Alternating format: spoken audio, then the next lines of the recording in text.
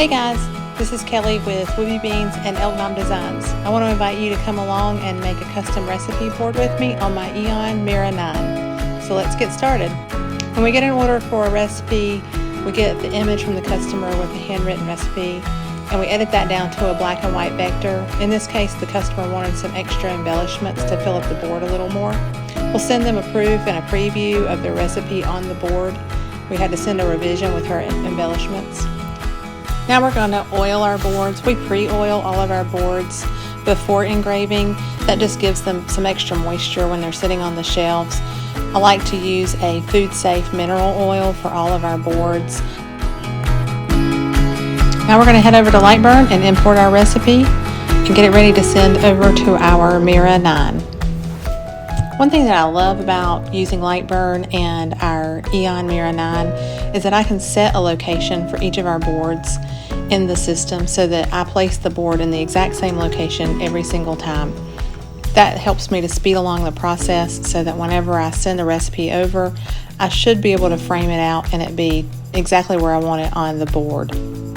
Here you see I'm going to frame out the recipe. When it looks good, we're ready to roll. And now the fun can begin. I am going to speed up the video speed just a bit here so that you're not just watching this engrave the entire time. But the Aeon Mira 900 watt has sped up our process tremendously from our previous machine that we were using. Our previous laser for a board this size would average between 30 and 45 minutes. And now with the Aeon Mira 9, we're able to do boards in under 10 minutes on average. As you can see from the elapsed time on the machine, this board took us 8 minutes and 49 seconds. So our efficiency has tremendously improved with this faster laser and faster machine. Not to mention that I think the quality is tremendous on our engraves. So now we're going to clean the board. I always clean these boards to get off any residue from the engrave that's embedded in the wood. After that, then we're going to get out some food safe wax for the board, and I wax all surfaces of the board just to, again, protect the board a little bit, protect the engrave.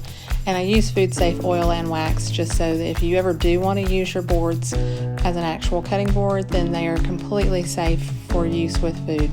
I'm sorry that the video is a little out of frame here. I was working by myself today and it was a little harder to video, but we wax the boards fully and get them buffed out. After applying the wax, we use a little buffing pad to buff them out and get everything nice and smooth and get that wax down into the engraves to protect the boards really well. I do recommend that you oil your boards on occasion every few months. Whenever you see that the board itself looks a little dry, then you can just apply some food safe mineral oil. We do sell small bottles of the Clark's mineral oil in our shop. Now we're ready to package this up and get it on its way to its customer. We do a little bow for the top, and then we'll package it in a box with our care instructions and business card and get it sent right out. I hope you've enjoyed the video. I hope you enjoyed seeing the process from start to finish. Thanks so much for stopping in.